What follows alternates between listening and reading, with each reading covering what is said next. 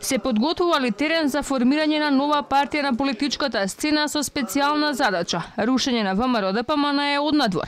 Алфа дознава дека се крои конзервативна партија која ќе треба на своето конто да ги привлече членовите на опозицијската партија кои размислуваат прозападно. Како клучни играчи во целата операција се споменуваат имињата на министрот за надворешни работи Никола Димитров и пратеникот Никола Поповски, кои би требало да го истуркаат целиот процес. Двајцата, актуелен и поранешен шеф на дипломатијата, ја гледале својата шанса поради дипломатското искуство и угледот кој го стекнале низ годините во односите со меѓународните представници, дека ќе ја добијат поддршката од Западот и за овој проект, велат нашите извори.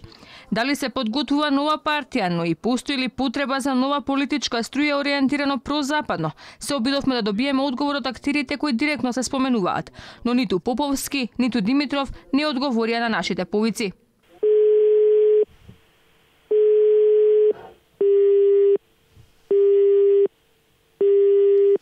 Доколку се реализира ваквата идеја, новата партија би била директен конкурент на ВМРО-ДПМН, но колку и сериозен? Одговорот би бил познат веќе на претседателските избори, кои треба да ја дадат сликата за моменталната доверба на опозицијата кај граѓаните.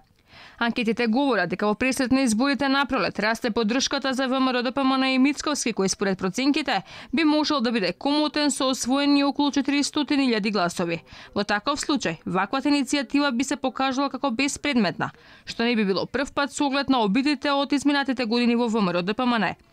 Инаку сега актуелниот шеф на дипломатијата својата дипломатска кариера ја изгради како дел од владењето на ВМРО-ДПМН, кога беше амбасадор во Вашингтон и главен преговарач за името.